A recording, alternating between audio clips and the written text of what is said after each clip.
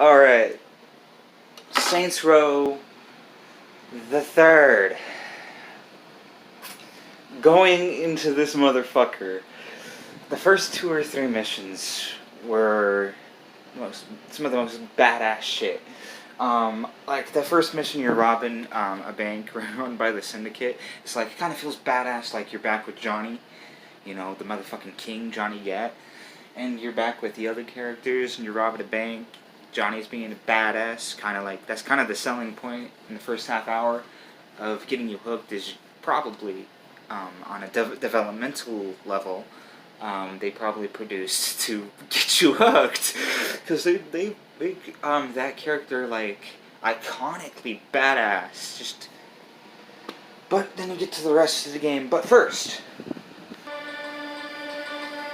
there was nothing more badass than hearing this when you started up. This.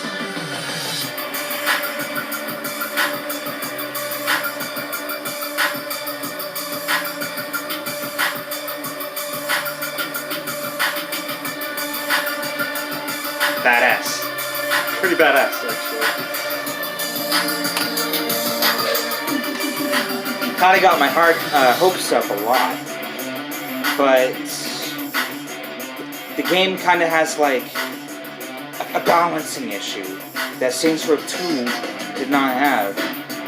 Like, it started out pretty serious, but the rest of the game's kinda like this, is a constant running gag. Whether it's the purple dildo, or, look at the funny situations I'm in. I'm in a sex club, riding a sex pony. You know, it's just unbalanced. It just feels weird.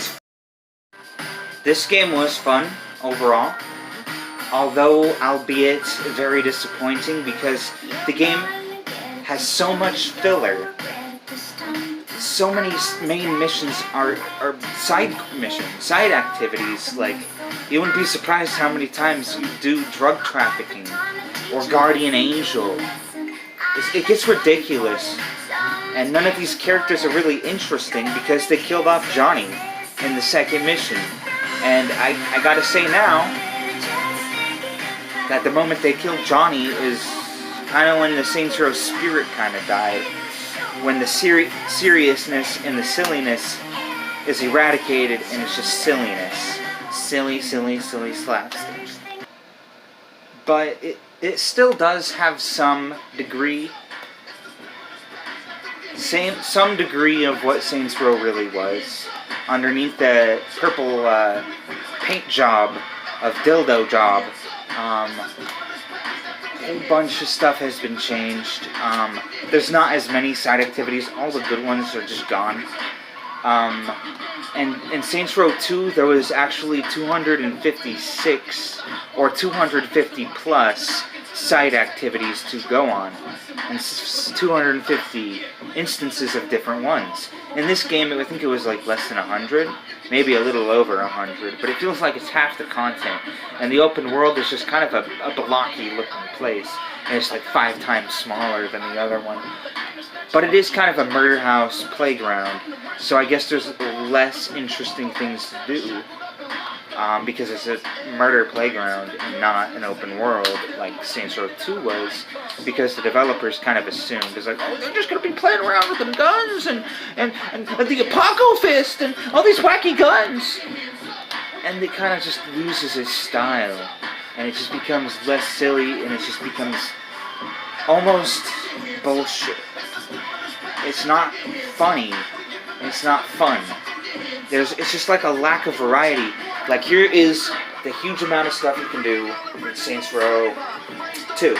It's like, well, this stuff right here, that's obscene and shooting, you know, all this, and this is how much is in Saints Row 2.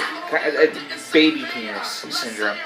And then they kind of focus on that glamour and that small percent instead of, you know, a wide variety of things to do that are all different varieties of fun. No, everything's kind of has to do with explosions now.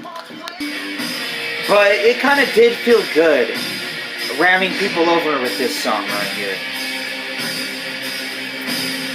This song. No, but the violence and all the fun stuff, even though it's a small percentage, they kind of boosted it up to make it seem like it's this much. Shout at the devil. I like the song now. Motley Crue. They just made a documentary on Motley Crue. No, but there's a lot of hand-picked missions that are great too. Most of them are really good. But this game kind of missing its charm though.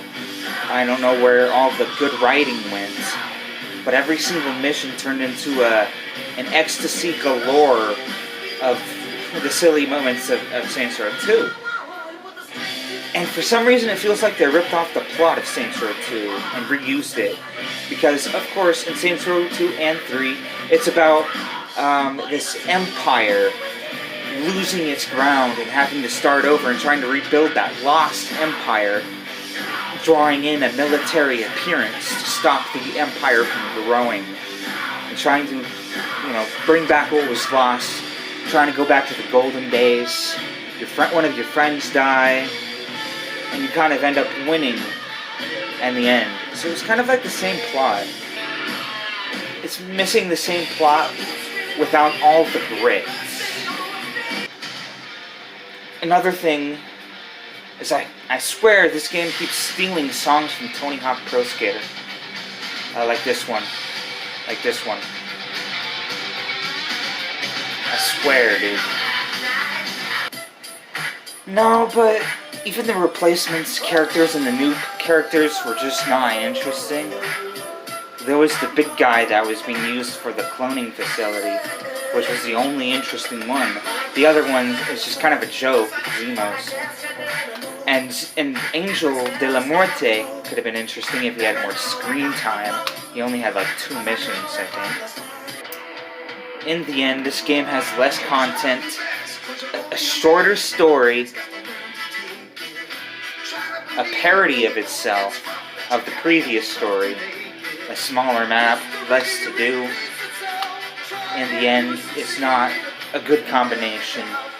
And this game also separated the Saints Row fan base into people that like the fun stuff and the people that like the old school stuff. And the franchise, and Saints Row kind of died after Gat It Out. But there's rumors that Saints Row 5's coming out. But yeah, fuck all that.